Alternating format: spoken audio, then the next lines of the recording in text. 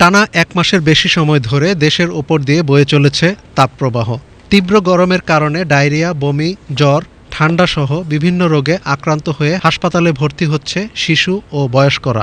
পাতলা পায়খানা আর খিঁচুনি, হাত পা খিঁচা লয়ে জায়গা। তারপরে 12টার দিকে এই জায়গায় আছি। গতকাল সন্ধ্যার পর থেকে পাতলা পায়খানা রাত্রে একটু বেশি হয়েছে। এখানে আনার পর 3টে স্যালাইন ঢোকার পরে এখন মোটামুটি সুস্থ। খাবার মুখে নিচ্ছে না, খাবারটা ওর মুখের কাছে নেই, তখনই বমি আসতেছে বারবার।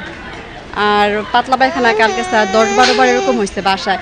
এখানে আসার পরে কমের মধ্যে না, ডাক্তার বলছে এমনি কোনো সমস্যা নেই, খাবার ঘন ঘন খাবার খাইলে ঠিক হয়ে যাবে। তীব্র গরমে শরীরে পানি শূন্যতা এবং বিশুদ্ধ পানি পান না করার কারণেই এই সময়ে ডায়রিয়া, বমি, জ্বর, ঠান্ডাসহ নানা রোগের প্রাদুর্ভাব বেশি দেখা যায়। তাই এই গরমে পর্যাপ্ত পরিমাণ বিশুদ্ধ পানি পান করা এবং অতি প্রয়োজন ছাড়া রোদে বের না হওয়ার পরামর্শ চিকিৎসকদের।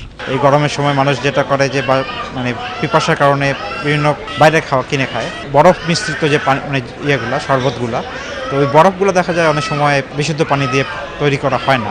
পরামর্শ থাকবে এইগুলো খাওয়া যাতে না খায়। বাচ্চাদের বেলায় একই জিনিস, বুকের দুধ যাতে অবশ্যই বন্ধ না করে, আর বাসি বা অন্যান্য খাবার যাতে না খায়। ডায়রিয়া বা পাতলা পায়খানা হলে রোগীকে কিছুক্ষণ পরপর স্যালাইন খাওয়ানো এবং গুরুতর অসুস্থ রোগীকে হাসপাতালে পৌঁছানোর আগ পর্যন্ত পানিশূন্যতা রোধে স্যালাইন খাওয়ানোর পরামর্শ দেন চিকিৎসকরা।